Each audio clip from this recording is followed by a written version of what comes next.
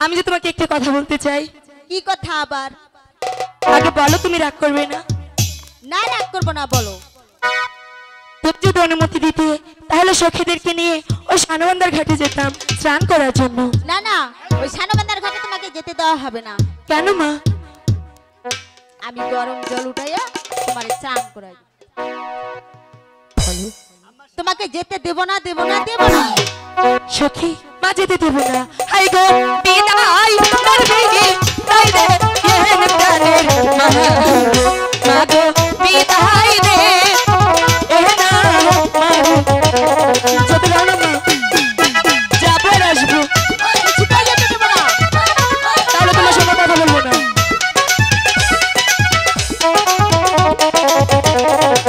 High গো হাসি মুখে দিবে কেন মা গো বিদায় মা গো যাবো স্নান আর করিতে।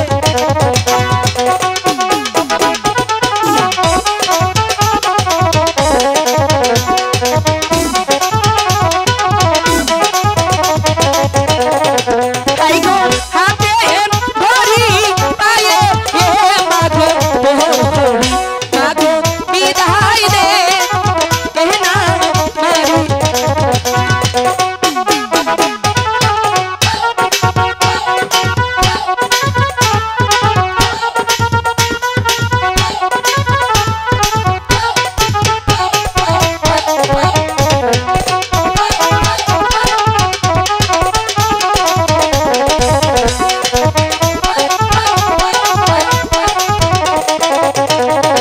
হাই গো এখন যাবো ফিরে কেন গো হাসবো মা গো বিদায় দে এ না মারি।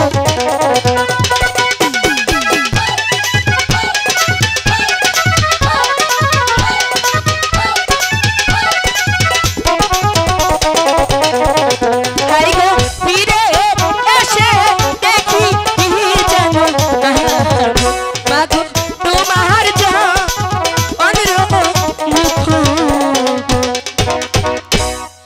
এবার তো যেতে দেবে? ঠিক আছে, এত করে বলার পরে যখন শুনলে না, তখন তবে যাও, কিন্তু তাড়াতাড়ি ফিরে আসবে। ঠিক আছে, আমি যাবো আর আসবো। আরেকটি কথা মা, বলো। তোমার কলসিখানা নিয়ে যাই? না না, ওই কলসিটা আমি কিছুতেই তোমাকে দেব না। দাও না। যদি ভেঙে ফেলো? ভাঙবো না। ভাঙবে না তো? সত্যি ভাঙবো না। ঠিক আছে, আমি তোমাকে কলসিটা এনে দিচ্ছি। ঠিক আছে।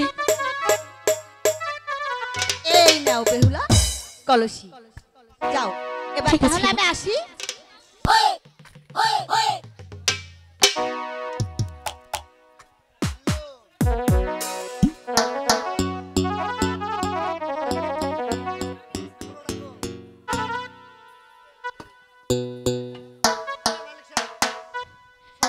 সখী, বলো।